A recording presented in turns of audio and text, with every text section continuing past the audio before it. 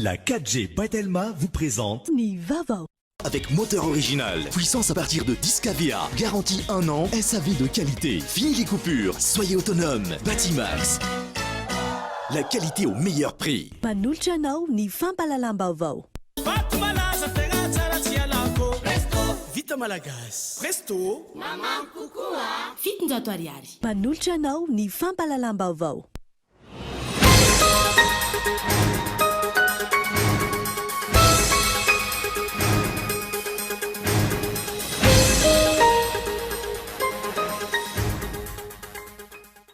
No tanterahana teny Avoloa androany fifanaovan-tsony mpiara-miasa eo amin'ny fanjakana malagasy sy ny banky iraisam-pirenena. Famatsim-bola amin'ny tentina $7,700 no azon'ny Madagasikara amin'izany. Conteneur miisa 8 nahitana vato kristala no tratra teny amin'ny seranatsambo-ny Tomasina. Raha toa ka tsy mbola misy ny vaovao ofisialy avy amin'ny faditseranana araka ny fanadihadiana natao. 5 tamin'ireo conteneur ireo no efa voasafa ka 3 no voamarina hatreto fa nisy vato sarobidy. Nidoboka Voajomaiky ao fianaran-tsony ben'ny tanànan'ny Andoha Ranomaitso ao amin'ny distrika Nisandra. Fikasana nodikodina fiaraben'ny orinasa lazan'ny Betsilone ny ampangana azy tamin'ny izany. Ankoatran'io angatana ny levée d'immunité any solombavam-boaka ny Vohibato izay voaroroy amin'ny tira raha ity. Miverina mitombony tsy manan-kelofana eny amoron-dalana amin'izao fotoana izao na misokatra malalaka aza ny toerana napetraky ny fanjakana toy ny akany fialovana tsy mahazatra ny ankamaroany ny fitsipika misy eny an-toerana ka anton'ny fitsoahana. Maresaka iraisam-pirenena afen'ny hôpital Itsabona ny olona voan'ny Covid-19 any Tunisia amin'izao fotoana izao. Tsy ampy ihany koa ny fitaovana amin'ny hôpital Mpanjakana mitady vahaolana ny fanjakana any an-toerana amin'izao fotoana izao. Ny andinindiny revatra.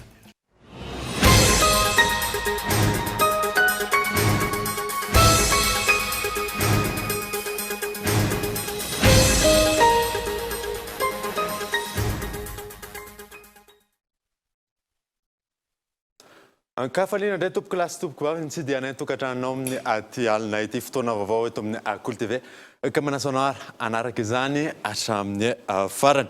Vaovao mafana avy hatrany no anomboantsika ny vaovao dia nisy ny kasa amon'ny filohan'ny Repoblika sy ireo olom-panjakana ambony raha ny fampitam-baovao izay navoaka ny teo anivon'ny cour d'appel ny hariva teo efa misy ny voasambotra ary anatin'ny fanadihadiana lalina ankehitriny ny tompona andraikitra fanampanazavana. Fanambarana ny mpampanolana ambony dia mampahafantatra ny be sy ny maro fa omaly talata 20 Jolay taona 2024 dia nisy teratany malagasy sy vahiny maromaro no voasambotry ny mpitandro ny filaminana. Izany dia tafiditra ao anatin'ny fanadihadiana noho ny fanontohinana ny filaminam-bahoaka. Araka ny fofo ampelantanana dia nanomana drafitra goavana saika hamonoana tompona andraikitra eto amin'ny firenena izy ireo ary voalohany amin'izany ny filohan'ny Repoblika. Mbola ao anatin'ny fanadihadiana tanteraka isika ankehitriny ka izay aloha no azo ambara hatreto. Zavatra lehibe dia lehibe ary manontoina ny filohan'ny Repoblika misy tirarahatia noho izany tsy mbola azo ambara ny zavatra ohatran'izany fa mbola mijanona ko sekret aloha hatreto fa fanadihadiana kosa dia fatao ary dia horehanareo ny andalan'io ihany toyany. Raha tsika kaiky ihany moa mahakasika ny ararahy iny. Dia nitanterahana teny Avoloa androany fifanaovan-tsony mpiara-miasa eo amin'ny fanjakana malagasy ny banky iraisam-pirenena. Famatsim-bola izay mitetina $7,700 no azo Madagasikara amin'izany. Abraham Randriamanana. Famatsim-bola mitetina $7,700 no nisitrahany Madagasikara amin'ny alalan'ny fiara-miasa amin'ny banky iraisam-pirenena androany. Tontosa teny amin'ny lampam-panjakana Avoloa ny fifanaovan-tsony teo amin'ny rotonda mikasika ny famatsiana ireo tetikasa ho fiatrena ny valinaretina Covid-19 sy ny fanatanterahana ireo tetikasa fampandrosoana. Isan'izany ny fanarenana ny ara-toe-karena manoloana ny krizy nateraky ny valinaretina amin'ny alalan'ny tetikasa PIC 3 na ny projet de transformation économique pour la croissance inclusive andian'ny fahatelo. Ny fanohanana ny fanatanterahana ny fanaovam-bakisiny fanefitry ny Covid-19 manirana ny nosy amin'ny alalan'ny famatsim-bola mitetina $7,700 vinany anatrarana ny fanaovam-bakisiny amin'ny 5,5 tapitrisan'ny malagasy hatramin'ny taona 2024. tamin'ity taona ity Madagasikara dia nisitraka famatsim-bola mitentina ray faingo ray lavitrisa dolara tamin'ny alalan'ny ida ankehitriny vokatry ny fisian'ity fifanaovantsy ny mpiara-miasa ity maneho ny fanohanany sy ny faneken'ny programa mpampandrosoana ny Madagasikara ny banky iraisam-pirenena tanjonan'izany ny hitondrana fanovana ho an'ny andavanandro ny mponina tetika asa maro no voakasika ity famatsim-bola ity nanome fanampiana mitentina $100 ny banky iraisam-pirenena ho fanohanana ny fanjakana malagasy amin'ny fiarovana ny mponina manoloana ny valanaretina COVID-19 amin'ny alalan'ny fanaovam-bakisiny.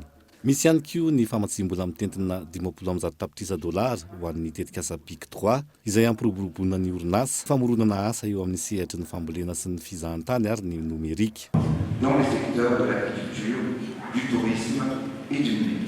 Anisan'ny nanokanana famatsim-bola mitentina $100 anatin'ity fifanarahanm-piara-miasa ity ihany koa ny fikojakojana ireo lalam-pirenena toy ny RN2, RN7, RN4, RN34, RN3A, RN5A, RN30, RN34, RN12, RN35 ary ny RN25. Mitentina $70 kosa ny famatsim-bola ho an'ny fampiroboroboana ny sehatry ny fambolena maharitra amin'ny alalan'ny tetika asa PADAP.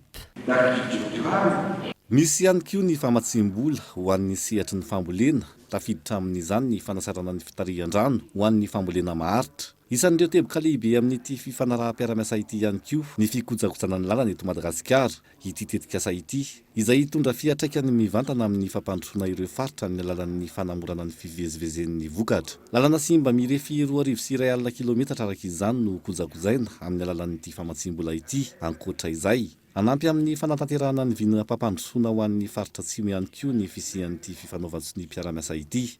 Cet accord de financement vient également soutenir notre plan pour l'émergence du sud de Madagascar. Misy ampahany amin'ny famatsim-bola ny fanomezana avy amin'ny banky iraisam-pirenena ampahany fampindramam-bola raha nambaran'ny ministra ny toe-karena sy ny fitantanam-bola. Nanamafy ny fiarah-miasany amin'ny fitondram-panjakana malagasy ny solotenan'ny banky iraisam-pirenena miasa eto Madagasikara. Fifaliana ho ay sy ny mpiara-miasa eo anivon'ny banky iraisam-pirenena ny miaraka aminareo androany ho fanamariana ny fiara-miasa eo amin'ny governemanta ny vahoaka malagasy ary ny vondron'ny banky iraisam-pirenena. Madagasikara dia anisan'ny mpikambana ao anatin'ny kooperativa eo anivon'ny banky iraisam-pirenena ary mahavelom-boly ny ezaka efa vita amin'ny fiara-miasan'ny rotonta izay mitondra vokatra tsara ho an'ny 40 tapitrisa mponina eto Madagasikara. Ireo tetika asa avy amin'ny fitondram-panjakana malagasy izay vatsian'ny banky iraisam-pirenena vola ireo dia antenaina hitondra fiatraikany tsara ho an'ny fiainan'ny mponina. Nanotrona ity fifanaovantsy ny mpiara-miasa eo amin'ny banky iraisam-pirenena sy ny fanjakana malagasy ity ny filohan'ny repoblika niaraka tamin'ny praiminisitra sy ireo mpikambana eo anivon'ny governemanta, ireo mpiara-miombonantoka ary ireo olom-boafidy sy ireo olom-boatendry samihafa. Ankilan'izay nanambara ny solotenan'ny banky iraisam-pirenena fa isan'ireo firenena hisitraka ny famatsim-bola anatin'ny IDA20 izay nitanterahana tany Abidjan Côte d'Ivoire ny herinandro lasa teo ihany koa ny firenena malagasy. Mandidina ny banky iraisam-pirenena izay hatrany dia mirosony adingana ny fampiarana ny tarifa Optima. Zava-dehibe ny fampiarana azy io amin'ny fanatsarana ny sehatry ny angovo sy ny fisitrahana izany manerana nosy araka ny namafisan'ny banky iraisam-pirenena tamin'ity androany ity fanadimy miantarandrianay. Mandidina ny 5,700 ny tany fisitrahana herinaratra eto Madagasikara raha toka 5,700 amin'ny ankapobeny izany ety Afrika. Mbola maro ny ezaka tokony atao ahafahana manatsara ny sehatry ny fisitrahana herinaratra io. Isan'izany ny tsy maintsy irosona amin'ny fampiarana ny tarifa Optima izay tetika asan'ny fanjakana malagasy ary tohanan'ny banky iraisam-pirenena. Fanovana maro no andrasana amin'ny alalany. Optima, ça faisait partie de la discussion sur le secteur énergie. Ny Optima dia isan'ireo nodiniana tamin'ny lafiny angovo. Tsy misy mihitsy firenena androso raha tsy hatsaraina ny sehatry ny angovo izay. Mba hitondrana ny Madagasikara amin'ny toerana tsaratsara kokoa tahaka ny firenena maro aty Afrika, tena ilaina ny fanovana ny fomba fitantanana eo amin'ny jirama mba tsy hisy intsony ny fahatapahan-jiro na raha misy azy izany dia mba fantatra mazava ny antony. Izay ny zavatra voalohany ilaina fa ny faharoa ny orinasa tahaka ny jirama dia mihodina amin'ny alalan'ny vola miditra avy any amin'ny mpanjifa, izany hoe tokony hifanaraka amin'ny vola mivoaka aminy ny vola miditra. Ankehitriny R$10 ny saran'ny famokarana herinaratra isaky ny kilowattheure. Jereo anie ny fakturanareo hoe ny fakturantsika rehetra fa tsy misy mahatratra R$10 ny vidin'ny kilowattheure jifaintsika. Izany hoe misy fanampiana avokoa amin'ireny faktura rehetra ireny. Ilaina arak'izany ny fanamboarana ny vidiny mba ho vidiny aratrariny. Il faut absolument s'assurer que le tarif soit un tarif qui soit équitable. Ilaina manoloana io ny fanamboarana ny vidin-jiro ifanaraka amin'ny vidiny tokony ho izy raha ny fanazavana trany. Il faut que le pays puisse avoir accès à des ressources. Ilain'ny firenena ny fananana fahafahana mamokatra herinaratra amin'ny vidiny mora kokoa noho izao ampiasaintsika izao. Izay no ezaka tokony ho ataon'ny governemanta mba ahafahana mampidina ny vidin-jiro sy mba ahafahana miaro ny tokantrano marefo. Ho hitanareo fa ao anatin'ny faktura rehefa mahazo ny faktura optimale nareo dia ireo mponina tsy dia mampiasa herinaratra firy no hisitraka betsaka ny fihenan'ny vidin'ny herinaratra. Izay mihitsy ny tanjon'ny optima. Ezahana ny ametrahana hoe ireo izay mampiasa herinaratra betsaka dia lafo kokoa noho ireo izay ambany ny fampiasany azy. Fa aleo fa mandroso ny fampiaran'ny governemanta malagasy io tarifo io. Na izany aza mbola dingana iray izany satria tena ilaina ny fanamboarana tsikelikely ny vidin'ny herinaratra. Ilaina ihany koa ny fampitoviana izany amin'ny tolotry ny jirama.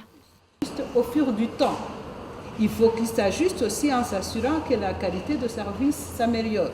Tanjona amin'ny fampiarana ny tarifo optima ny fanarenana ny orinasa jirama sy ahafahan'ny malagasy maro anisa mahazo tombony amin'ny lafiny fisitrahana jiro sy ny vidiny mifanaraka amin'izay. Tsy ivona raha ny vidin-jiro ny atra tsy optima atra amin'izay no jerena araka ny tavoaray. Ireo mpanjifa lehibe no isan'ny mahazo tombony betsaka amin'izany, izany hoe mandina ny 100% ny mpanjifa ny jirama na mandina ny 100% ny mponina malagasy.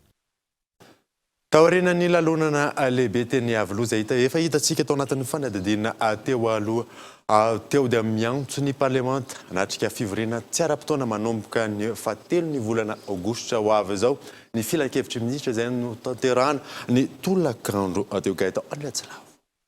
Miantso ireo parlementera anatrika fivoriana tsy ara-potoana izay anomboka ny 7 volana aogositra ho avy izao ny fahefanam-panatanteraka taorian'ny lanonana ny tanterahana teny Avoloa ny maraina teo izay nanaovantsony fanaraha-piara-miasa misa 4 mitetina $700. Izany no natao dia ahafana manome fankatoavana ara-dalàna io fanaraha-piara-miasa vao nisoniavina io sy ny fampiasana izany famatsim-bola izany na ny ratification de la convention. Raha tsy hifina toy izao manaraka izao ny mikasika ny ampiasana io famatsim-bola azo io. $100 atokana namafisana ny tetikasa fividianana vaksiny iarovana amin'ny COVID-19 sy anamafisana ny sehatra ara-pahasalamana. $50 kosa atokana ho an'ireo tetikasa ara-toekarena projet de transformation économique pour la croissance inclusive na ny PIC 3 ahafana manarina io sehatra io taorian'ny krizy ara-pahasalamana. $100 no atokana ho an'ny tetikasa maharitra mikasika ny fanamboaran-dalana eto Madagasikara ka lalana amin'ny totaly 200 kilometatra no voakasika izany. Ary farany $70 atokana amin'ny tetikasa mikasika ny fambolena. Ezahana ho raisina mandritra io fivoriana tsy ara-potoan'ny parlementera io ihany koa ny fanapahan-kevitra mikasika ny fonds souverain. Nankatoaviny ny filan-kevitry ny ministra ihany koa ny tsy fandoavana abatseranana sy etra amin'ny fampidirana fandrony indray ireo fitaovana sy kojakoja samihafa entina namboarana ny trano fandidiana fo eny amin'ny hopitaly Soavinandriana. Araka izany, io fampidirana faharoa io dia tokony hamoahana naoty hafa ankoatr'ilay naoty nivoaka tamin'ny fampidirana voalohany satria samihafa ny lisitra sy ny fomba fitaterana ary ny fakturan'ireo entana. Avelantsika indray aloha makasika an'iny fa miditra amin'ny vaovao misongadina manaraka indray isika dia conteneur miisa 8 izay nahitana vato cristal no tratra teny amin'ny Seratsambony Tomasina. Tsy mbola misy ny vaovao ofisialy avy amin'ny faditsiranana fa raha ny fanadihadiana natao conteneur 5 no efa voasavaka 3 no voamarina hatreto fa misy ireo vato sarobidy ireo miantarandriana io. Ny fiatomboan'ity herinandro ity conteneur miisa 9 no nogiaziny fahatseranana atao amin'ny Seratsambony Tomasina anaovana fisavana sy fanadihadiana. Araka ny angomaovao mari-potitra hatramin'ny androany atoandro miisa 5 tamin'ireo 9 ireo no voasavaka conteneur 3 no voamarina fa misy vato cristal atao anatiny. Tsy mbola fantatra mazava ny lanjany hatreto.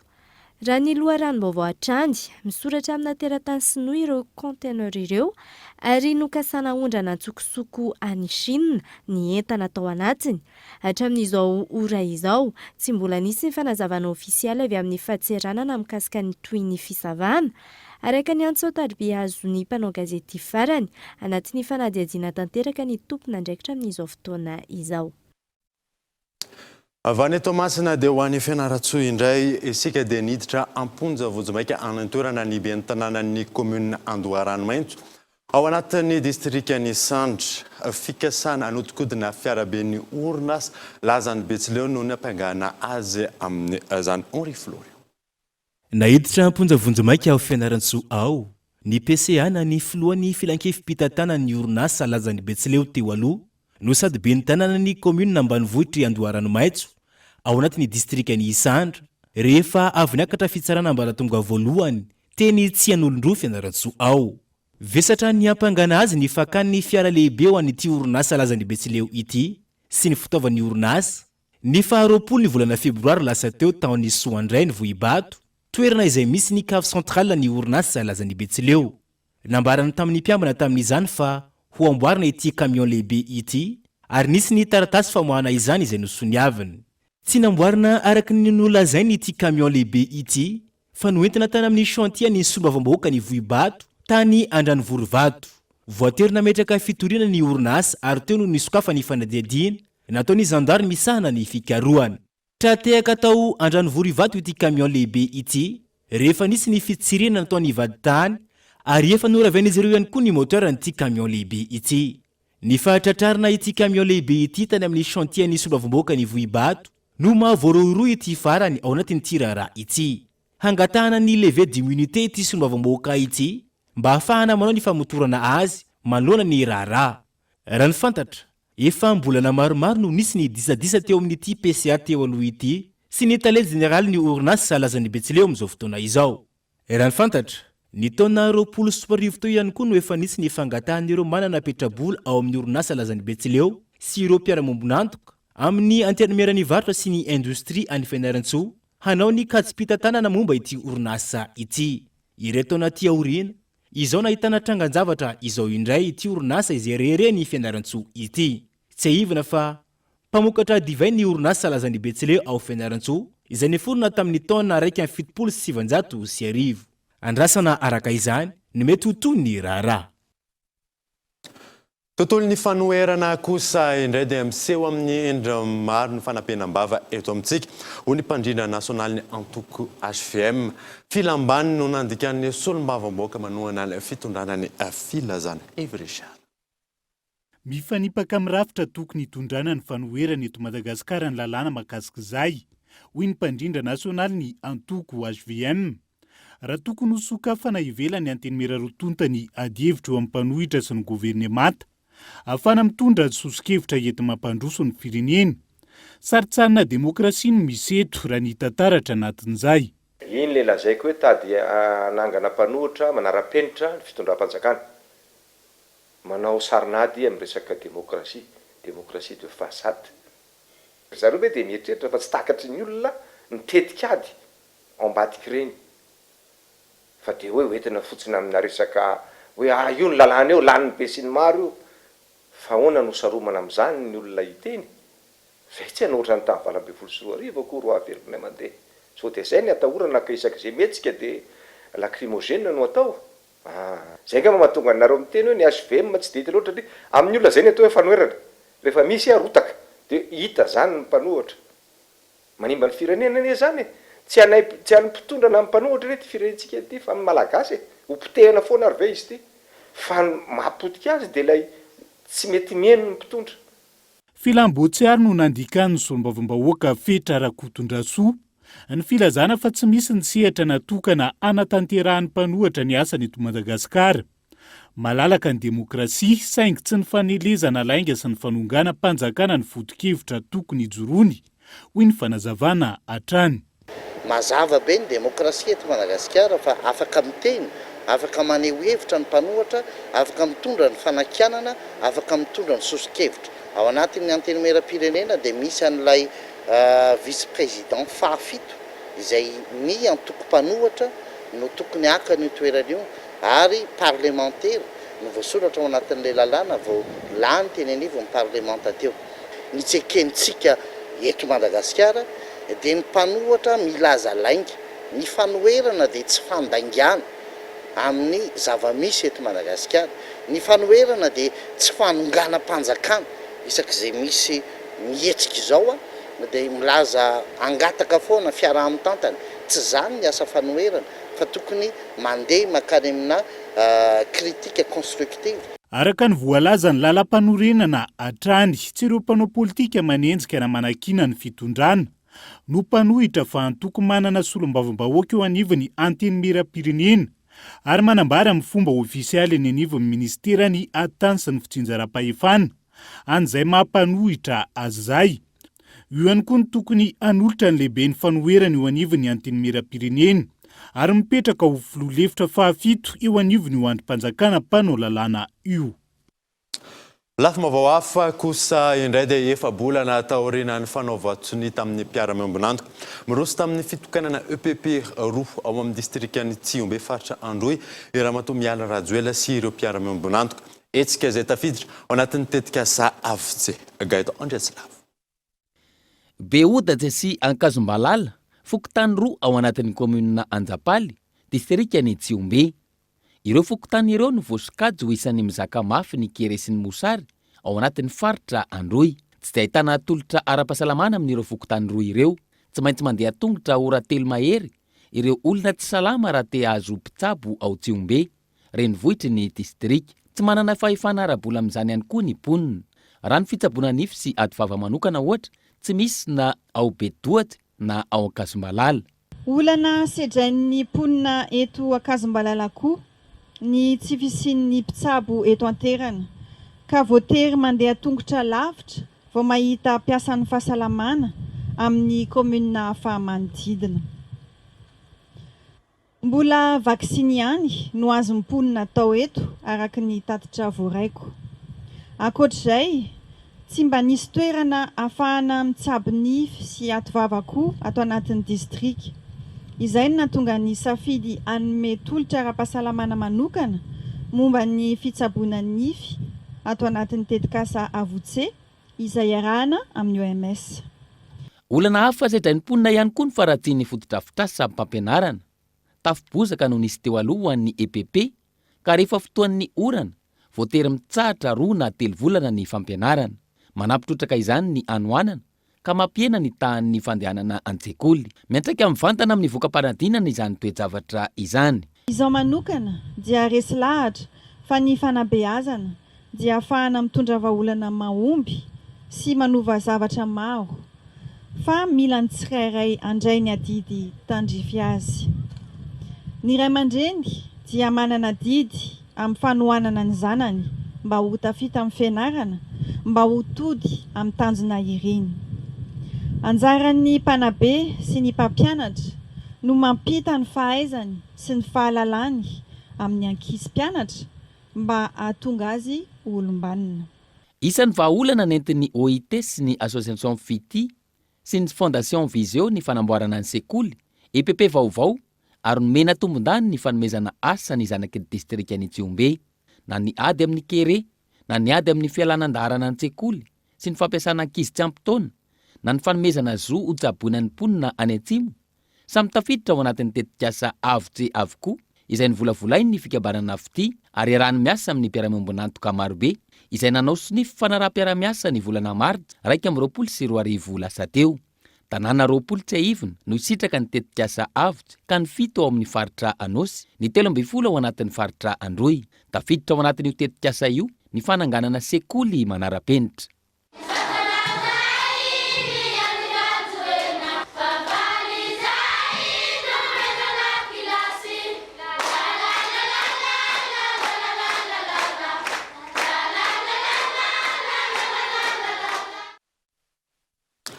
Tahaka izao indray ny fivoarany valinaretina Covid-19 eto Madagasikara raha ny antotanisa avy eo anivon'ny ministeran'ny fahasalamam-bahoaka miisa 7 ny atranga vaovao. 20 ny sitrana soamantsara ary tsy nisy ny ainana fohy. telo amby telopolo kosa ireo mbola ao anatin'ny forum grave. Tahaka mazatra anaraka adoka vatra isika melohany idirantsika amin'ny tapany faharoa ny vaovao rehefa avy eo ary.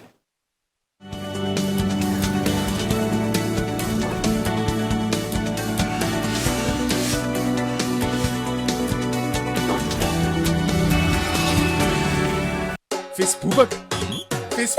Yeah! Facebook plus! Hello, Facebook plus! Alavolo mandritron-droa herinandro amin'ny 2 giga.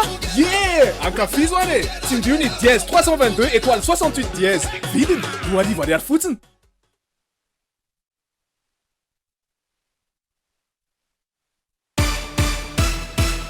Maman Lisa! C'est l'heure. Maman Lisa. Merci Maman Lisa. Resto. Misota na watan Maman Lisa fantenga tsara. Resto. Tangatin tongo maro china mitakaza. Resto.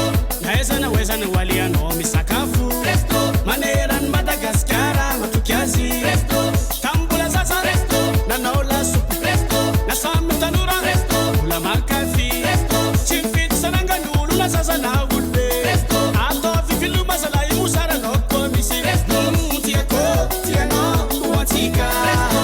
Batu malaza tenga tsara tialako. Resto. Vita Malagas. Resto. Maman kukua. Fitinjato ariary.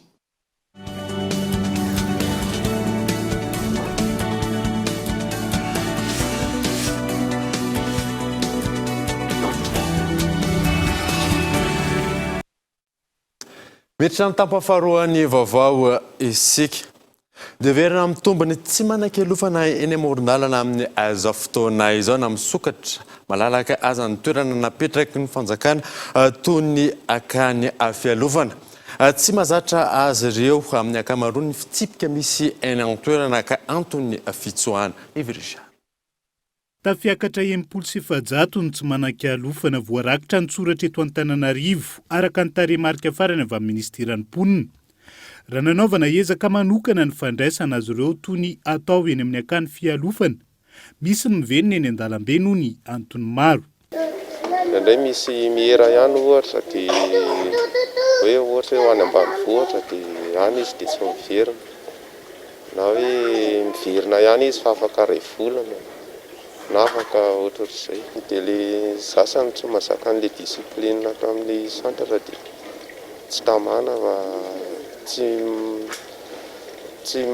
mety aminazy zany ilay ohatrany hoe fifehezana dia liany amin'ny sisin-dalana izy zany manao an'izay tiany atao eny. Dia izay no mahatonga sasany hoe miverina amin'ny matory eny amin'ny sisin-dalana eny.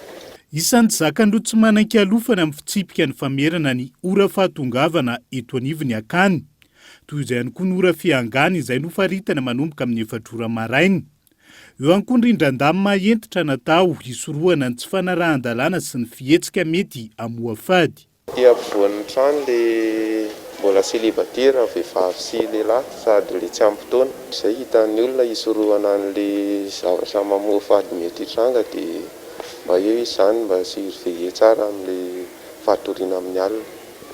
Dia ny any ambony le efa manambady daholo, efa manambady aman-janaka, manana tokantrano sy ny ety amin'ilay sisin'ilay misy an'ilay trano ilay hitantsika ireny dia hatramin'ny sisiny ambony hatram'izay ilay efa le zoky olona daholo. Ny hanafoanana ny alabotra isan'ny tokony indrindra ny alatra Vilanjo Bodofotsy eo amin'ny samy tsy manan-kialofana mitoby eto ihany koa no tanjon'ny fepetraony raisiny. Na izany na tsy izany mitony fijerena vahaolana maharitra ho azy ireo. Hoy ny talepatra ny mponina eto Analamanga. Ny polisanjaton'ireo olona izay tan'ireo dia efa niverina ty avokoa noho ny tsy fisian'ilay politika mazava teo aloha. Fa amin'izao vanim-potoana misy antsika izao zany dia ny réhabilitena aloha ilay ny polisanjato tsy misy mipetraka. Fa ireo olona izay ao amin'ny ex-madikapo izay tsy manan-kialofana ireo dia efa betsaka zany misoratra anarana ho any. Dia anaty mijery an'izay paikady zay zany ministera hoe ahoana no ahatonga an'ity tany ity amokatra. Ankoatr'ireo nitsoaka ny tany ny Aviny hitady fivelomana eto Andrenivohitra. Maro amin'ny tsy manan-kialofana raha ny entony ny sorony tompotrandro noho ny olana rabolana teraky ny Covid-19 ny ankamaroan'izy ireo izay anatin'ny fitadiavana asa amin'izao fotoan'izao anarenana ny fiainana indray. Tontolon'ny fanabeazana kosa indray dia mbola maro ireo sekoly tsy maka ny taratasy fiantsoana ahafahan'ny mpianatra miatrika ny fanadina mpanjakana baccalauréat raha nambaran'ny tompona andraikitra tamin'ity androany ity. Tokony haka izany ny sekoly tsirairay avy ary ny mpianatra kosa tokony hanamarina ny mombamomba azy ireo fanampanahavana.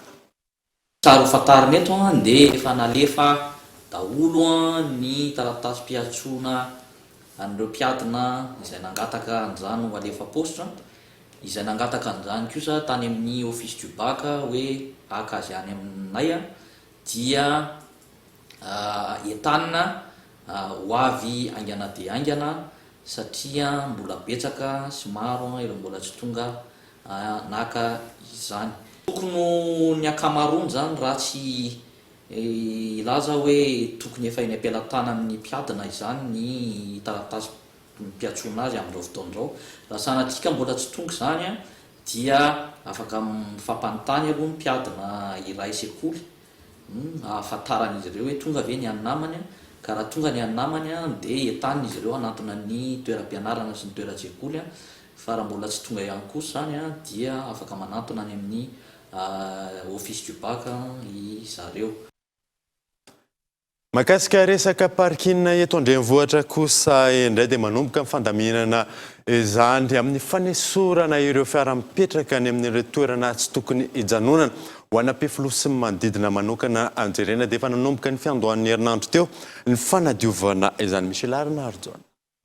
Isan'ny antony iray mahatonga ny fitohanan'ny fiara eto andrenivohitra ny fijanonan'ny fiara amin'ny toerana tsy azo hijanonana, antony sy ny fanadiovana izay sehatra izay. Manomboka araka izany fandaminana ny toeram-piantsonan'ny fiara eto andrenivohitra amin'ny fanesorana ireo fiara mipetraka eny amin'ireo toerana tsy hijanonana. Ny fokotanina am-pefilo no isan'ny santatra izany ny fiandohan'ny herinandro teo. Ohatran'izay zany nalarotan'ny fokotany le fadiovana mba andaminana an'le fiantsonan'ny fiarakodia. Dia natonga an'izay ny hitanareo zao lasa ohatra hoe tarasy eto zany zao le parking rehetra efa mipetraka araka ny logement. Zany hoe parking hita masonareo zany tamin'izao fotoan'izao ho an'ny rivogna eto amin'ity faritra eto am-pefilo, eto aminay aty amin'ity ilana aty fa tsy ny apita.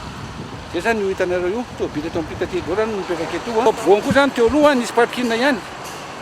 Fa ino ny foanana mihitsy na didy avy any amin'ny commune moa na foanana iny ary tsy dia hitako aloha maharatsy azy satria hita mihitsy hoe mazava tsara le tanàna zao petraka tsara le fadiovana hoe io fa madio le tanàna. Manomboka izao ireo mponina eo am-pefilo izay manana numéro logement no mahazo misitraka izay parking izay. Misy kosa ny fifampiresahana amin'ny fokotany raha toa ka mijanona amin'ny toerana iray nefa tsy mponina eo an-tanàna. Le par logement tonga teto daholo ny tompon'le fiarakodia tamin'ny sabotsy io taokinany fanadiovana atao amin'ny commune zany dia tonga teo miaraka tamin'ny fokotany amin'izay zany dia nametraka an'le hoe izy ny tompo plasin'izy, izy amin'ny plasin'izy dia mipetraka ara-dalàna araka ny faritra ny refesin'ny commune aloha teto aloha dia ohatra ny fitin zareo eo amin'ny 104 parking kanefa za mahita hoe mihoatra mety efa any amin'ny 150 voiture any angamba ny tonga eto zao amin'izao fotoan'izao. Ohatra ka hoe atory ianareo dia tsy maintsy mbola mifampiresaka tsara amin'ny tompona andraikitra aloha zany. Fa raha hoe andalo fotsiny kosa ny parking ny tena marina ho an'ny atondro, ho an'ny olona rehetra. Azonareo fa ohatra ka hoe tonga kosa ny amin'ny 9,000 dia tokony mandray ny parking any ny tsirairay tompony.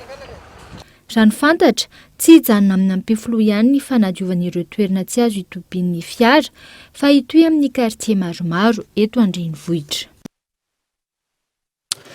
Iditra ny CPR-na lavanilina kosa indray isika dia mitombo ny vokatra na lavanilina tamin'ny ity taona ity raha oharina tamin'ny 3 taona lasa tany amin'ny faritra vadivavy fitovinany anisan'ny paikadina petraka toy ny fampanarahana ny voly amin'ny fiovaovany toetry ny andro. Nambinina Ravelors.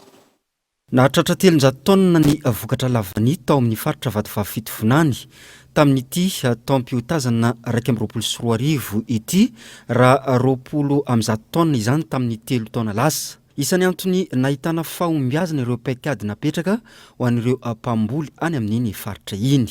Hoentina ampitomboana vokatra lavanilina atao amin'ny faritra napetraka Zany hoe isaka toerana lavanila zany a dia mandrafitra 80 hektara lavanila ary eo amin'ny 30 tonne eo zany a ny vokatra andraindraina amin'izany a afaka roa taona.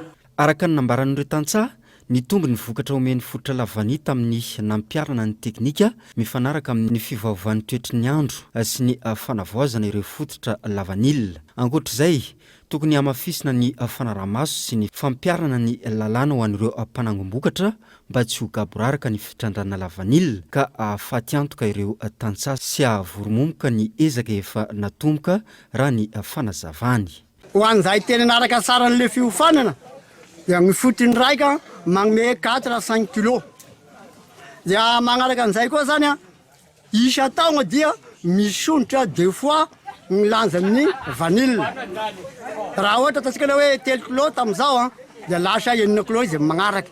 Ho fanatsarana trano ity sepiarina ity any amin'ny faritra Vatovavy Fitovinany, izy ny fametrahana toerana famokarana zanaka taona lavany miisa 320 andrakotra ny avelaran-tany mirefy 80 hektara izay vinavinaina azona vokatra 575 isan'isany. Ho any amin'ny faritra Vakinankaratra kosa indray isika dia totosa tany toerana ny atrikasa fandrafetana paikady tserasera ny voan'ny tafimia avo nasionaly nandritra ny efatrandro ny atrikasa izay nahitana solotena n'ireo fokon'olona avy amin'ny faritra 12. Kolo TV Antsirabe. Notanterahana teto Antsirabe renivohitra ny herinandro lasa teo ny atrikasa izay nokarakarainy ny tafimiavo ho famaranana ny fandrafetana ny paikady tserasera manaraka ny lalàna sy ny fenitra iraisam-pirenena. Ary afahana manatevina ny serasera anatiny amin'ireo mpikambana eo anivon'ny tafimiavo. Anisan'ny nofaritana nandritry ny atrikasa ny fikarohana tota-kevitra sy ny famaritana ny tinady ara-tserasera eo amin'ny Tambajotra. Nahitana ireo fokon'olona avy amin'ireo faritra 12 manerana ny Madagasikara ao anatin'ny tafimiavo nandray anjara tao anatin'ny atrikasa sy ireo mpanohana nanao ny tantsorika. Manatevina ny serasera izay misy amin'ny fanjakana sy ny tafimiavo ary manatevina ihany koa ny serasera izay misy ao anatiny samy tafimiavo. Ka mba hafana mamoaka an'izay dia tsy maintsy natao zao atrikasa zao mba hananana paikady serasera manaraka ny lalàna sy ny fenitra misy ato anatin'ny firenena sy ny iraisam-pirenena. Maro ireo dingana narana na afahana natongavana tamin'izao atrikasa izay mitanterahana izao hoy ireo tompon'andraikitra taorian'ny fidinana ifotony natao tamin'ireo fokon'olona tamin'ireo faritra maro. Rehefa nahazo an'ireo singa rehetra ireo izay dia narafitra ho antotan-kevitra iray ary io antotan-kevitra iray io no ifampidinianay. Natsoina indray zany ireo fokon'olona tonga eto ny solotenan'izy ireo avy amin'ny faritra 12 manerana ny Madagasikara dia izay antotan-kevitra izay no kirakiraina sy ifandiniana eto ka irafitra ho lasa antotan-kevitra raikitra izay ilay paikady serasera. Mitondra tombontsoa tanteraka eo amin'ny lafiny serasera hoy ireo solotenan'ny tafimiavo avy eto Vakinankaratra ny fanatrehana izao atrikasa izao. Ka ny andrasanay amin'ity tetikasa ity zany dia ny fomba amoahana sy hanamafisana izay hoe hevitra avy any amin'ny fokon'olona na ny vaovao avy any amin'ny fokon'olona izay. Manamora an'izay asa izay indrindra ity atrikasa ity satria manampy be dia be ny tompony andraikitra serasera zany eo amin'ny fandalinana izay asa eo amin'ny resaka serasera izy. Miroborobo kosa ny fivoaran'ny resaka nango eto Madagasikara saingy tsy ara-pahasalamana avokoa anefa izy ireny fa akora simika no anisan'ny bana ao anatiny singa izay anisan'ny manetsina ny lalandra ka mahatonga karazana aretina marina dia voatanora aza ny olona iray. Sabrina Raharson. Saika amirona amin'ny sakafo mora vita avokoa ny karazana sarangan'olona rehetra eto amintsika. Eo ny firotirotin'ny fivoarana fa eo ihany koa ny tsy fananana fitoerana firy isakafoanana. Ho an'ity mpivarotra iray ity, pain frites composé no amidiny. Maro izy ireo mpanjifa izany, indrindra amin'ny ora fisakafoanana. Ny mpianatra sy ny mpiasa no ankabeazany manjifa eo aminy. Maro amin'ireo mpianatra nanaovana fanadihadiana moa no nanambara fa saika ireny karazana sakafo mora vita ireny avokoa no atao sakafo atoandro. Mpianatra le andavanandro dia mandeha dia mividy ny daholo ny sakafo atandron'ny ekisa dia frites sy pain dia composé dia pain lasary. Ny 20 kilo sy ny frites. Ny 20 kilo zany miovy laninay 120 pain. Ny ankapobeny pain frites dia pain lasary, pain composé. Amizigal ohatra hoe boulety zao. Frity zany dia boulety dia nem samosy ohatr'izany. Isan'andro mihinana frity foana dia sambosa na boulety na ohatr'izany. Ka ilay frity ohatrany mahasolo vady indraindray ohatrany mahafokokoa zany. Yes, mihinana pain frity fa misy le ray aman-dreny rabe vao tonga dia hohanina fotsiny dia atao goûter fotsiny. Sakafo vetivety ilay izy sady mahavoky. Sakafo ary tsy maninona fa vita amin'ny pain frity. Sakafo mamy loatra na be sira loatra, eo ihany koa ny be menaka ary ny akora simika. Ireo no mameno ankabeazan'ny akora ao anatin'ny sakafo mora vita. Anisan'ny miteraka vokan-dratsy eo amin'ny fahasalamana nefa ny tsy fahaizana mandanjalanja ny fihinanana azy ireo. Noho izy tsy mitondra singa firy ao anatin'ny vatana, anisan'izany ohatra ny fibra sy ny vitamina. Mivoatra be zao ny fahaiza-manao eo amin'ny fahaiza-mahandro. Dia samy amin'ny eo ny talentany eo daholo ny mpahandro. Fa anisan'ny tena hoe misongadina zao anatin'izay ny reny sakafo haingana be ny andrahoana azy. Vita haingana zany ohatra hoe ny karazana hot dog, hamburger, ny frity, mamy be sira, be menaka izay izy dia reny zany no mikirinana anatin'ny raha.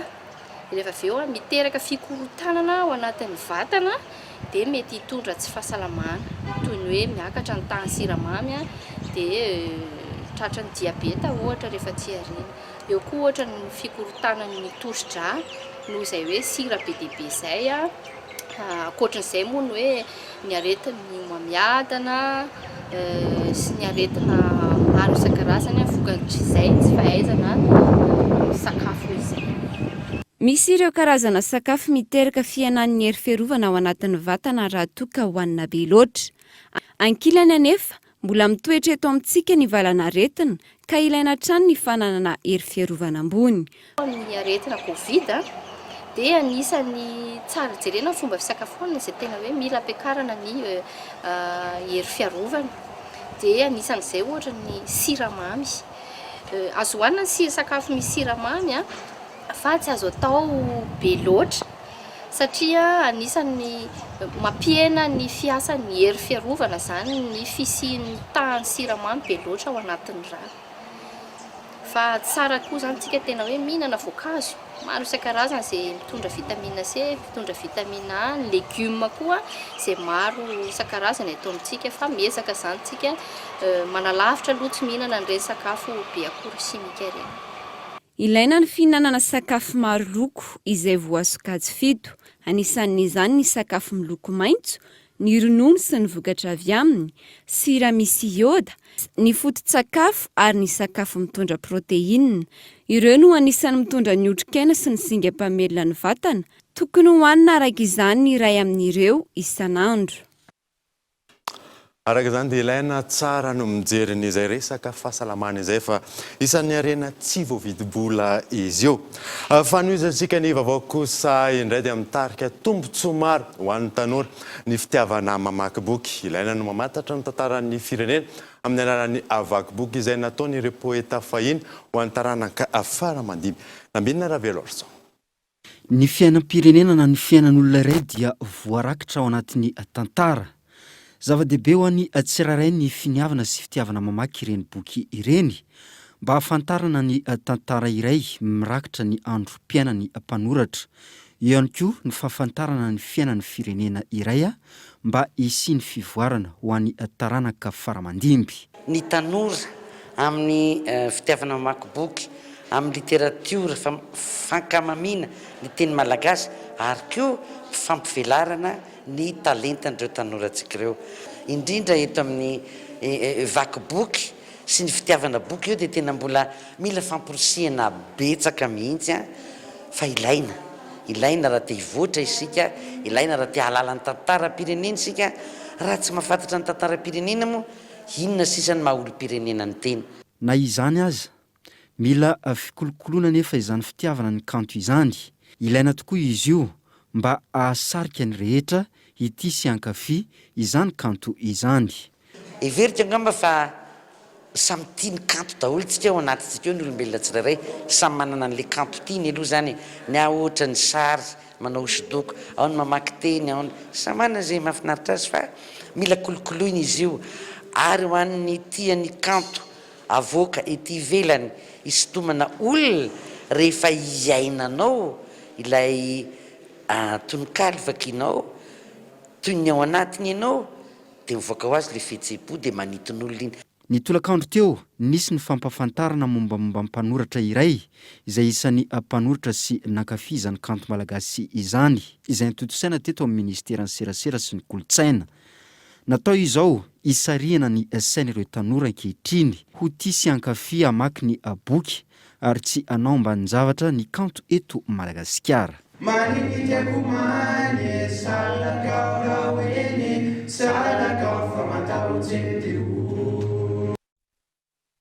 Raha ny vaovao any andafiny rika kosa indray dia fiain'ny hôpitaly Tsabona olona voan'ny Covid-19 any Tunisie amin'izao fotoana izao. Tsy ampy ihany koa ny fitaovana amin'ireo hôpitaly mpanjakana fanadina. Mihasarotra ny fifehezana ny valanaretina Covid-19 ny Tunisie na eo aza ny fanampiana maro samihafa voarain'izy ireo. Tsy mitsambitombo nisan'ny olona voan'ity valanaretina ity ary ny ankamaroany tranga misy fahasarotana.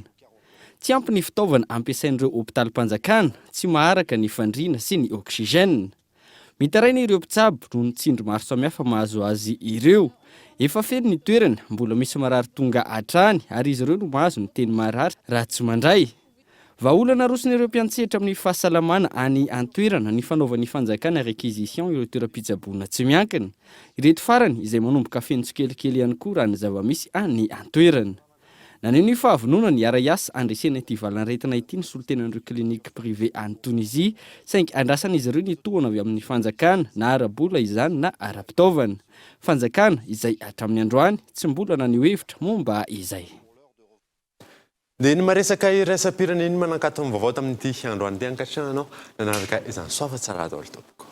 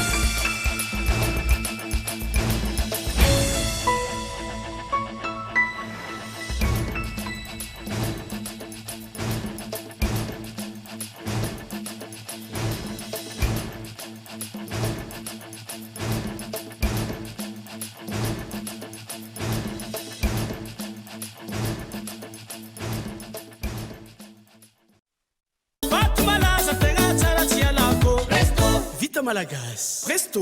Maman Koukoua. Fitinjato Ariari vous a présenté Ni Vavao. Avec moteur original, puissance à partir de 10 kVA, garantie 1 an, SAV de qualité. Fini les coupures, soyez autonome. Batimax. La qualité au meilleur prix. Vous a présenté Ni Vavao. La 4G Batelma vous a présenté Ni Vavao.